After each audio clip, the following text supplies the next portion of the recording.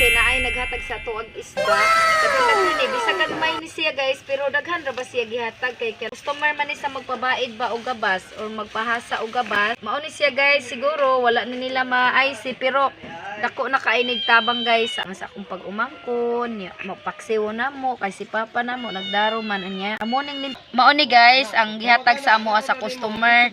Daghan kainig amuning paksiwon na siya. Ang tawag ani guys kasi tabagak sa amoa nya kani po sapsap ni sa amoa kani unsa kani nga isda mulupad siguro ni hey nakakuha siya siya lamit ko muna nang ibasa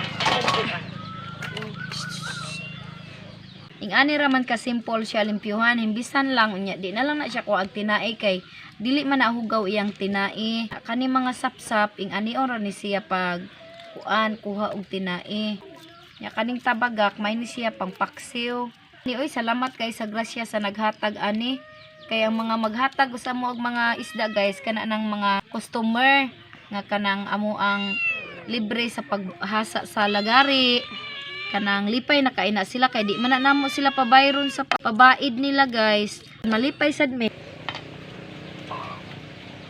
Salamat in town kay sa grasya nga gihatag sa customer no kay pa ako tagaan ako ang pato guys tanawan niyo guys kay mukhaon siya ang isda ay la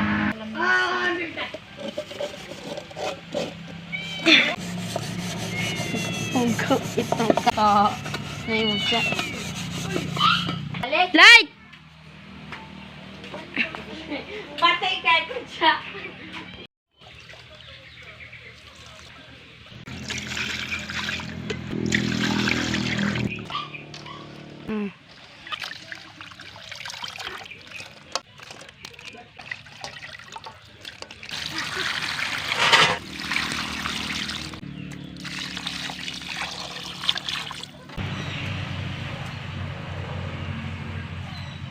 Pakso mo, pamilyar man niyo ang iba, butangan ninyo siya ang iba, di siya mapagod guys niya.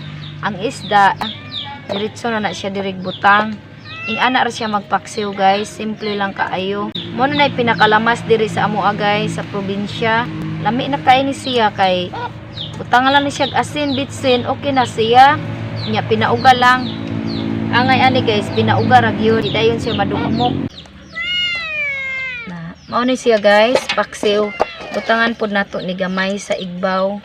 Mao na ni pinakalamas niya. Nya tarungon na ni nato siya timpla.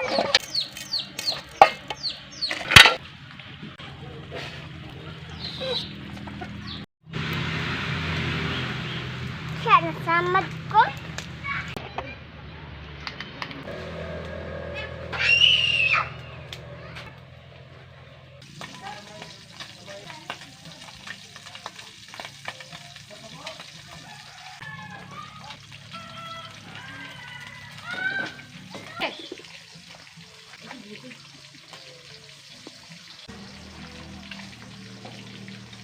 Ang mga legal nga mga dokumento sa ilahang kapoy o sa ilahang higala sa ilahang swat.